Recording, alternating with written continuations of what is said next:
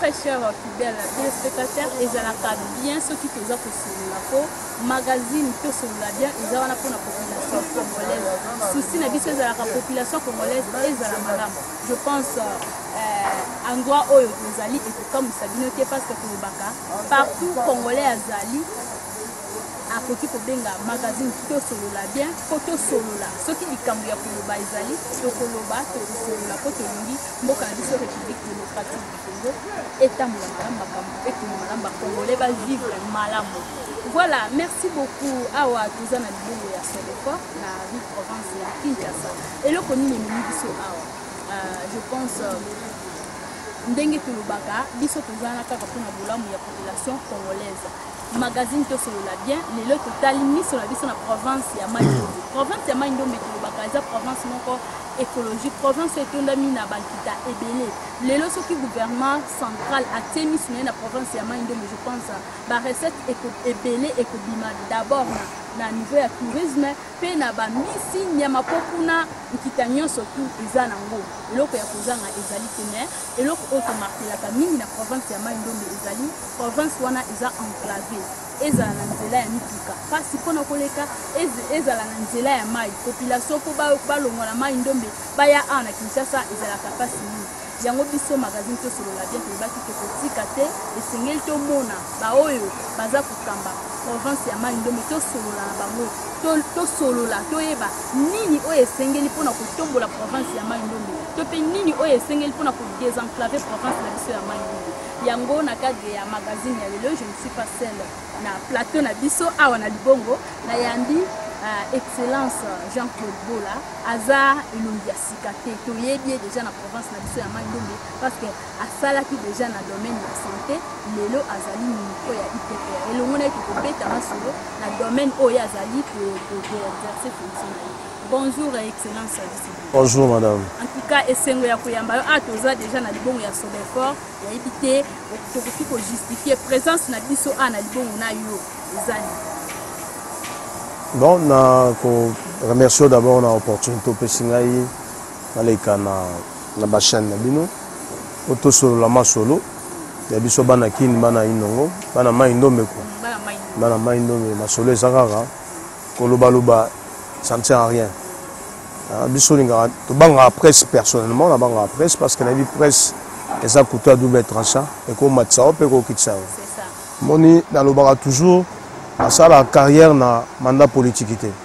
Ce qui n'a joué moi chance de rejoindre à chaque fois le gouvernement. Aussi, na remercier d'abord ma mari Tabola, Wazali maman Makasi Kati na Mibali, Wazako ça le lot de province à Maindombe et l'Obama. Azot salate province à Maindombe ba joie souvenir banda makuki de banda mbala liboso ba mon eloko ba okimono. Donc biso lo ba soumingité na ngai le na lo ba parce que la yé na zoloba ozozo ba image ozomona en contexte ni tozali nango voilà on a ngai na loba tozana libonga so de fort na kanisi ba image makozo ba image le komona o ba isusu à comprendre. Voilà, merci beaucoup excellence. Je pense aux ministres provinciaux il y a ITPR il y a Maindombe tobi Maindombe ezana ba difficulté mais depuis ba noma bino na ezui mwangonga ebele pona bo banda misala po Maindombe eza enclavé population banaki ko s'attendre bo banda mbala moko mais kozwi ngonga ebele population eza kolela c'était dû à quoi? Na planification il n'y a pas une sauce pour un planificateur. Il n'y a pas une seule sauce au planificateur alambaka guana guwa chanzaka. Et puis ce n'est pas de la baguette magique. Non. On commence quelque part. On commence par un état délié. On fait des projets. On a le projet, on planifie. Il y a ce qu'on appelle le processus de mise en œuvre. Il y a des indicateurs qu'on évalue par rapport à tout ça. On fait l'évaluation en mi-parcours. À long parcours. Non, mais il y a un projet. Le gouvernement le gouvernement Oyo, il y a ma mari Tabola, et ça a 6 mois. Non, même Paris, même France, même partout, Batonga, donc c'est un processus. Ma bandi yango, tout ça. Il y a un Kenda. Et puis, ceux qui bataillent bien, ceux qui basent sur des indicateurs objectivement vérifiables, il y a qu'à suivre par rapport à Nengue, mais il y a un parcours quand même éloquent.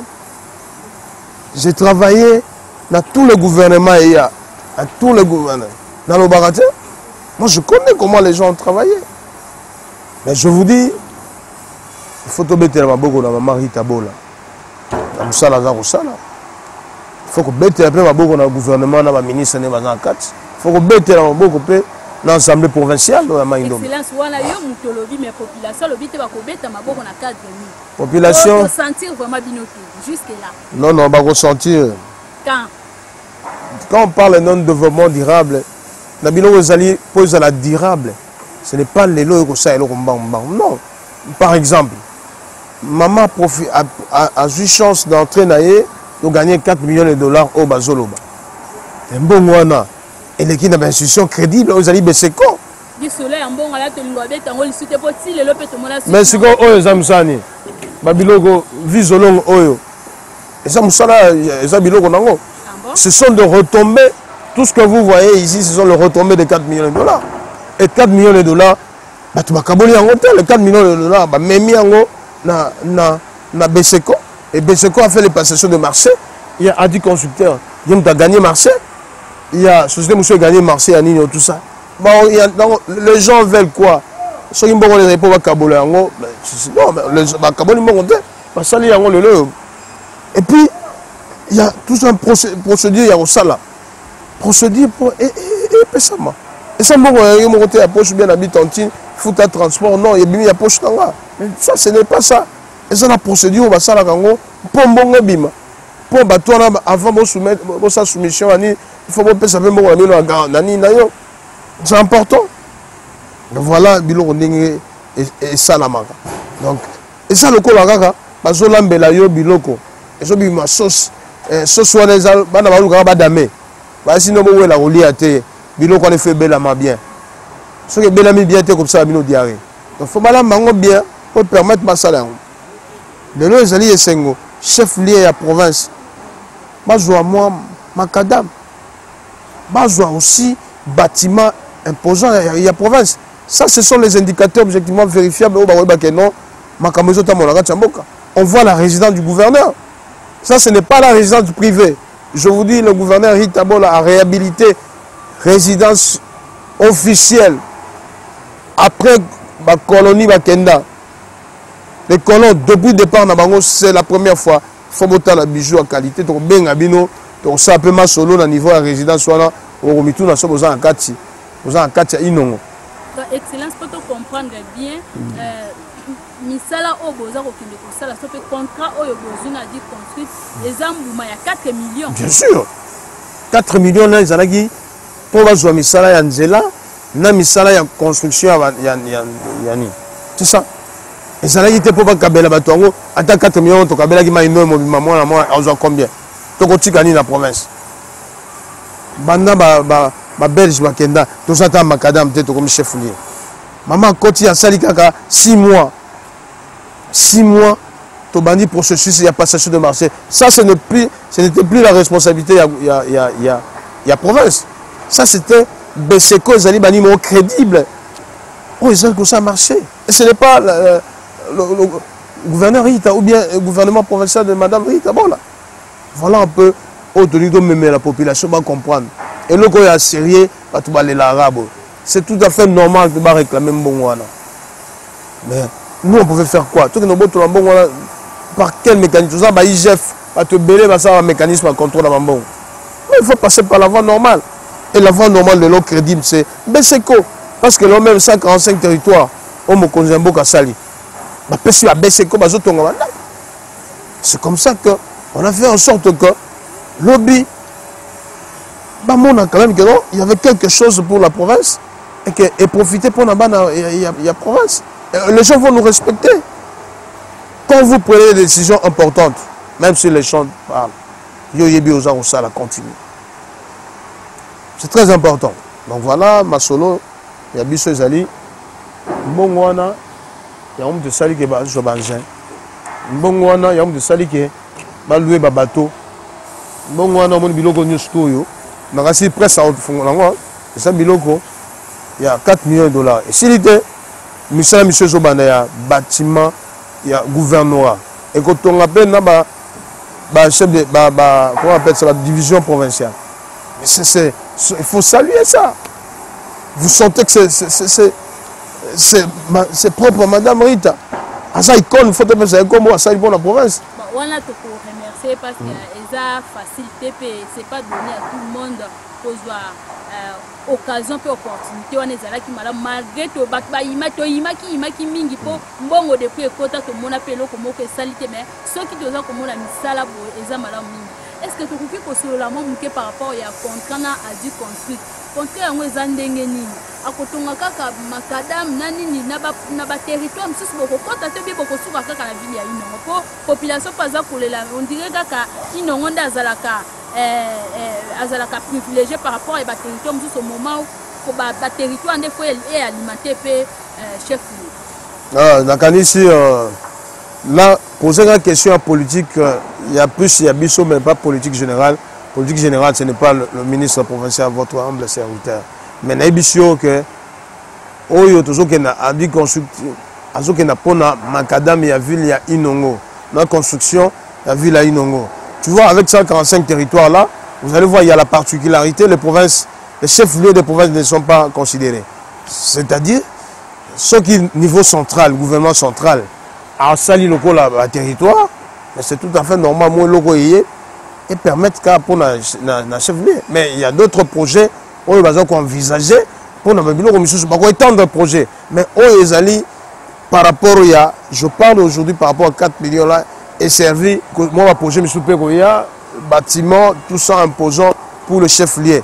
Donc, 4 millions, exactement pour la ville, il y a Inongo, territoire. Donc, projet, monsieur Goya, tout le dans le lot, parti à l'art, la grande partie en Bongwana et qui est Nanino. Je ne suis pas gestionnaire dans Zali, ministre à ITP, dans mon en possession, tu vas aller, tout ça, aux en contact na Batouana. Voilà, je fais le suivi. Il y a biloko le loyo, banje koti ngai moko na zana kati, ngai moko na système na ndenge basai musala. Na leadership na ngai comme ministre à ITP. Biloko yango zana kati ya ni. Voilà, et tant que ministre à ITP en ndenge lobby, en dehors il y a misala ya 4 millions. Est-ce que vous pouvez faire ce plan d'action en tant que ministre pour désenclaver ma population peut tout qui se bibo tout la biso ministre Jean-Claude Bola après biso akomema makamula ndenge nini pour maindo mais en tout cas tout ça enclavé dans le lobby aussi on a continué à pouvoir to koti on a fait un effort et on fait un état des lieux. État des lieux Nathalie direction en responsabilité nangai OVD tout ça pour fils de route, je crois que j'ai des images. J'ai des entretiens télévisés avec les DG et office de route, avec les DG, il y a OVD, qui ont réclamé, ça fait longtemps, qui est bloqué par rapport à un paiement. Au moment où je vous parle, ça là, Inongo, terrassé. Ceux qui ont commis à Inongo, tous ceux qui ont couteau, c'est-à-dire c'est le leadership dans ça. On ne peut pas réussir un développement sans pour autant besoin de route. Nous avons des routes RN17, aux alliés route reliées ma province, biso na RN17, aux reliés biso à partir de Mongata et les Giti Nabanunu, Nanganamo, tout ça dans ma RP, ma route provinciale. Aux par exemple, le ceux qui sont talibien, toujours entre les Bamati et Semendoa. Voilà, on a peu population azolo ba moi mingi po misale kata nakuti ba place bola kendaka toujours ba mona net mbongo ça. C'est pour vous dire que etalaka mutu na mutu nga pesa ka valeur ne loko na. Ngana ye na bi je dois comprendre ce qui s'est fait. Et j'ai trouvé qu'il y avait des problèmes. Moi-même je fais les déplacements. Na ke comme on directeur DG a pesinga explication. Ils sont bloqués. Et au moment où je vous parle, il y a des engins où ils déplacement pour nous aider. Au moment où il y a Bendela a de problèmes, j'ai négocié à partir d'ici. Pour Baki et ça relier Mikolo Bendela Banou pour faire traverser manger. J'ai trouvé qu'ils ont des problèmes de pont. Le gouvernement central a doté un pont. biso ba point comme na biso te boza na mboka moko peme na semendo soki il est pour na munene bon ni lebe na pesi bango pas eu pont na leadership par Marita Bola pour ya munene et ba yo ko zo ba ngé et que ça a traversé. Donc c'est-à-dire que on comprend. Mais ça fait plus la dernière fois où il y a office de route ça date de 2008. Si on joue la photographie, il y a toutes les provinces c'est le premier manger. Toutes les provinces. C'est-à-dire que le niveau central qui fournit, le niveau central, on peut s'arranger. Et ça dépend aussi par rapport au financement, au budget, la richesse de chaque province. Et la province de Maïndombe, nous avons quoi? C'est la première fois où Tobani côté carbone. On me permettre de moins 4 millions. Ceux qui nous saluent malade, nous saluent bien, tout ça bien. C'est-à-dire que tu relier tous les ponts là, tu relier toutes les routes surtout pour permettre moto azali na inongo azwa mutu kana kaiti bokoro akendati oshe akendati mbandaka et tout ça déjà en processus pour nous relier la province du Maïndombe.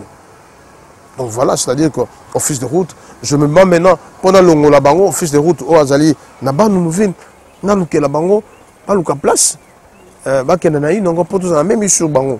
Toujours discuter avec le gouverneur, tout le solution et tout le monde.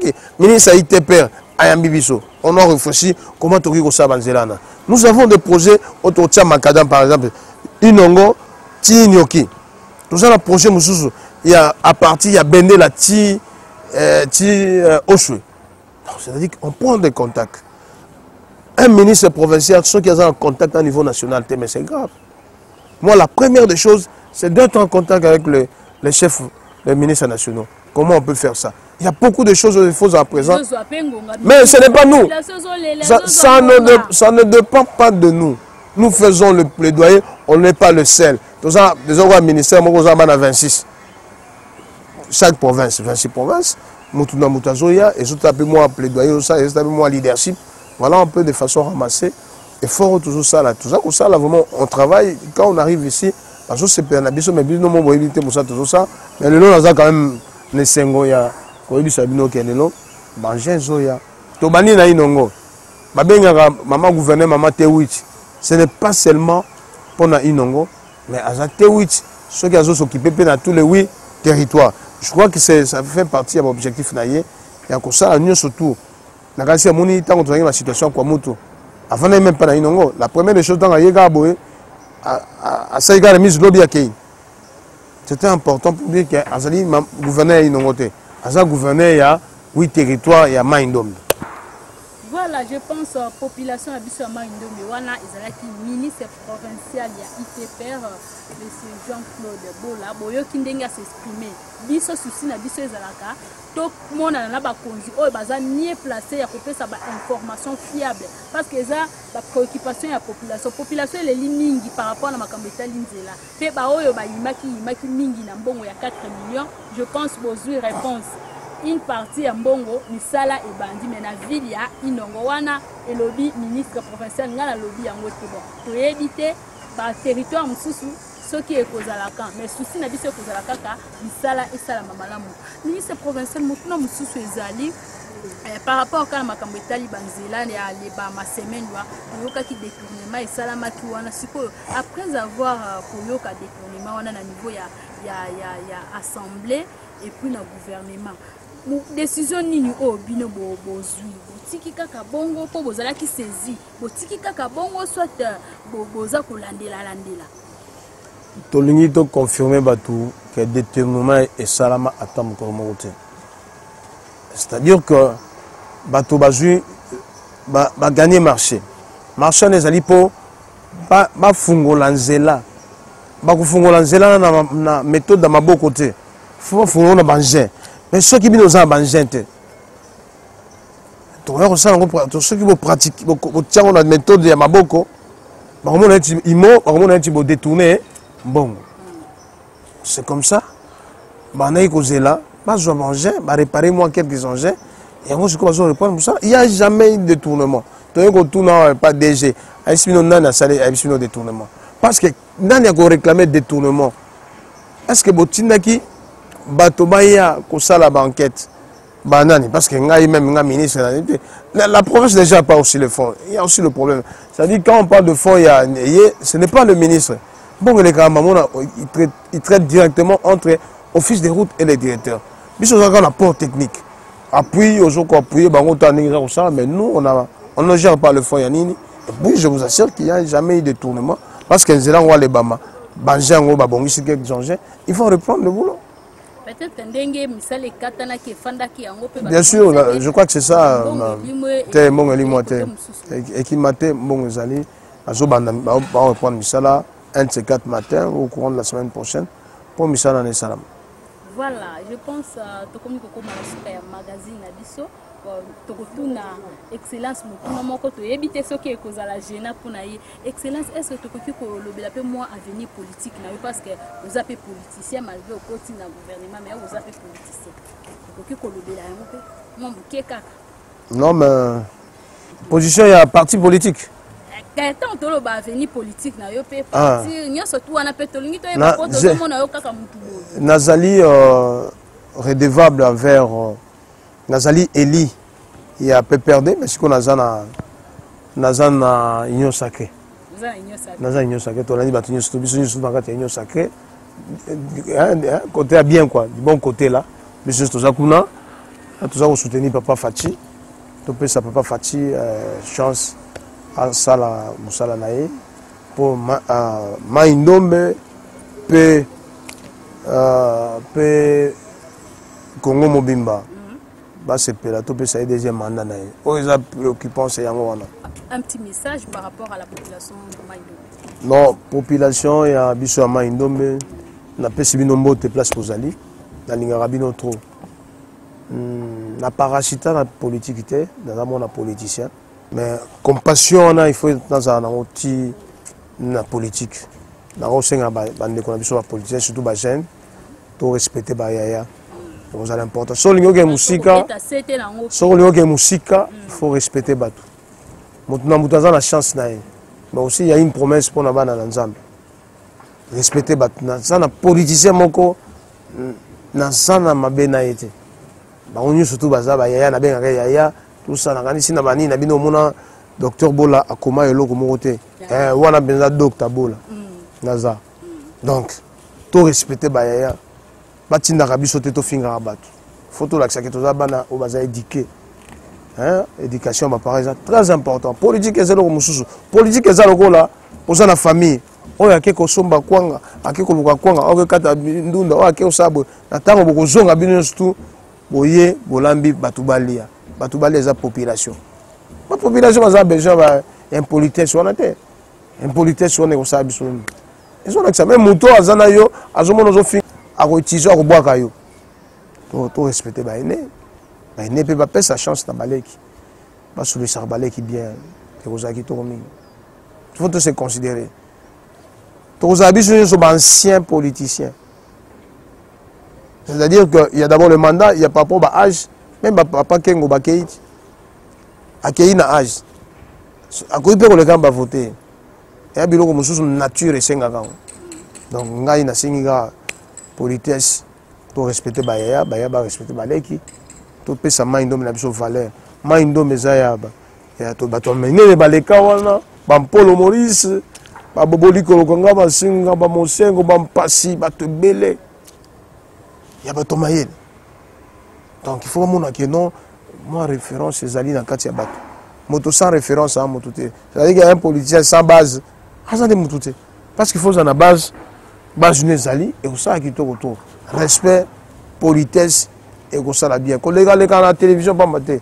Mais tingana les gars na accordé cap pour na yo pesinga ceux qui sont capable de sauter. Parce que ben on a expliqué on va 145 on va venir na les gars na ngate. Politique na ça rappelle pas politique à réseaux sociaux et non ngate. Na politique on a besoin na ngai à solo na ngai non honorable na ça besoin na solo na yo. Son petit frère, nabenga bayaya, grand frère, boni, tout le monde a tout cela. Tout cela.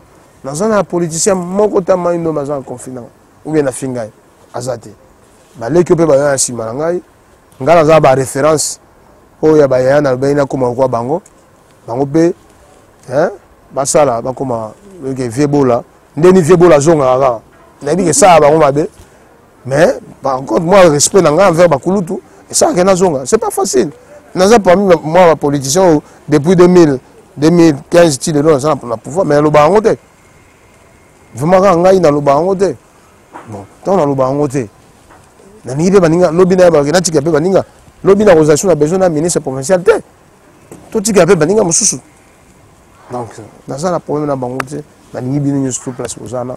Bolanda ni na biso et les Kabia 145 territoires les Zoya bilo groupe à 4 millions et en gros les laki.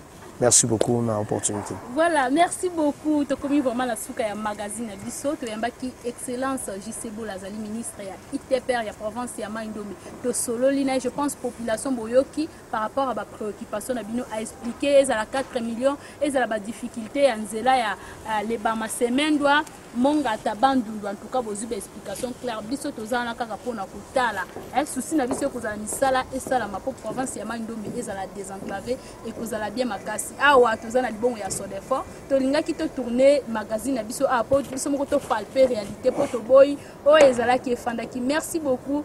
Porte ya magazine na biso eza polele o yazana besoin ya s'exprimer à solola toza wana. Merci beaucoup na ba onye surtout ba soutenir ka biso. Merci beaucoup na honorable Abdon Itina. Merci beaucoup pe na excellence JCBO la o ya pesi biso opportunité ya ko solola na en tout cas. Merci beaucoup aussi na madame le gouverneur Mama Rita Boula Mama Tewit misala eza komonana continuer bongo ngala sepelaka soki mwasi azana pouvoir pour mwasi nde asalaka ke makambo etambola bien basi bazana pona ko booster ensemble na mibali lokola ba ministre excellence JCBO en tout cas province na biso ya Maindombe et kozala désenclaver et kozala développer botikala malamu.